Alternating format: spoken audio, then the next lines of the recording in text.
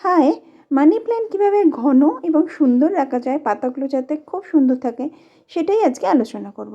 প্রথম দিকে কী বলো তো, গাছ যখন আমরা প্রথম করি, তখন সবাইয়ের কথা শুনে গাছকে কিভাবে মেনটেন করব সেটা ভয় পেয়ে যায়। আর আদপে অনেক কিছু করতে গিয়ে কিছুই করা হয় না। এটা কিন্তু মেন সমস্যা প্রথম দিকে যারা গাছ করে তাদের জন্য।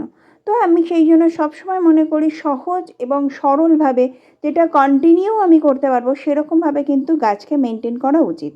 এবারে দেখো, একটা গাছের বিভিন্ন রকম চাহিদা থাকে। সেই চাহিদা সম্পর্কে জানতে এবং বুঝতে আমাদের বেশ কিছুটা সময় লাগে। সেই সময় দিতে দিতে আমরা নিজেরাই বুঝে যাই কোন গাছ কী খেতে চায়, কী গাছ কোথায় কোন আলোয় থাকলে সেই গাছটা বেটার থাকবে। আর প্রথম আমরা যখন গাছ করি তখন কিন্তু গাছের জন্য প্রথম দিকে অনেক ইনভেস্ট করাও সবসময় সম্ভব হয়ে ওঠে না। সেই জন্য আমরা প্রথম দিকে ঠান্ডা মাথায় বুঝবো যে কোন গাছ কী খেতে ভালোবাসে।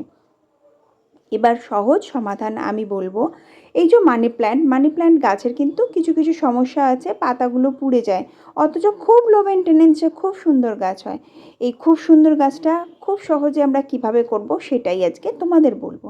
দেখো, সহজ সরল উপায় হচ্ছে ভার্মি কম্পোস্ট এমন একটা সার, যে সারটা কিন্তু নাইট্রোজেন এবং অন্যান্য খাবারের গুণে ভরপুর, যেগুলো গাছের জন্য খুবই গুরুত্বপূর্ণ। সেই জন্য মাসে একবার অবশ্যই গোড়াটা খুশে নিয়ে এক মুঠো ভার্মি কম্পোস্ট, একটু ভালো মানের ভার্মি কম্পোস্ট গোড়ার চারপাশে দিয়ে জল দিয়ে দিও। গাছের পাতা থাকবে হেলদি সুন্দর। আর তার সাথে একটা লিকুইড ফার্টিলাইজার আমি তোমাদের বলে দেবো, যেটা সমস্ত ইনডোর গাছে কিন্তু খুব ভালো কাজ দেবে।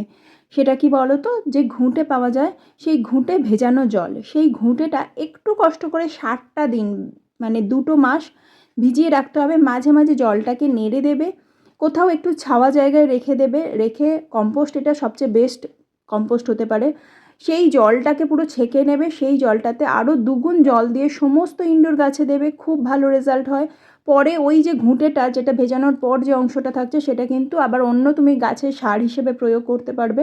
আর এই লিকুইড ফার্টিলাইজারটা সমস্ত ইনডোর প্ল্যান্টে দেবে, তাতে পাতা কুঁচকে যাওয়া, পাতা পুড়ে যাওয়া, এই যে সমস্যা আছে, পাতাগুলো ছোট হয়ে যায়, পাতার যে কালারটা ঠিকঠাক থাকে না, সেগুলো সব কিন্তু সলিউশন হয়ে যাবে। আর আরেকটা জিনিস যেটা মানি প্ল্যান্টে খুব ভালো যায়, সেটা হচ্ছে চা পাতা।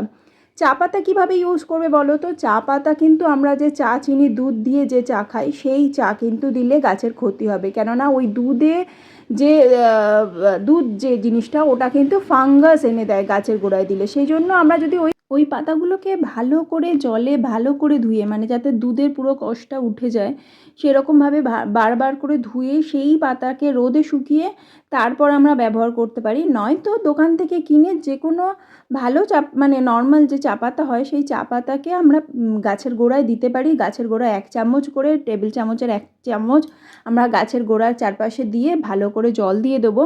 এই চা পাতাতেও কিন্তু প্রচুর পরিমাণে নাইট্রোজেন আছে, যেটা কিন্তু গাছের পাতা খুব সুন্দর রাখে, খুব ভালো রাখে।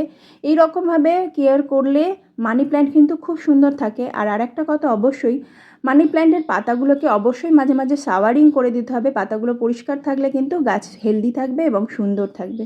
যদিও ভিডিওটা ভালো লেগে থাকে, প্লিজ একটু লাইক কমেন্ট করে পাশে থেকো।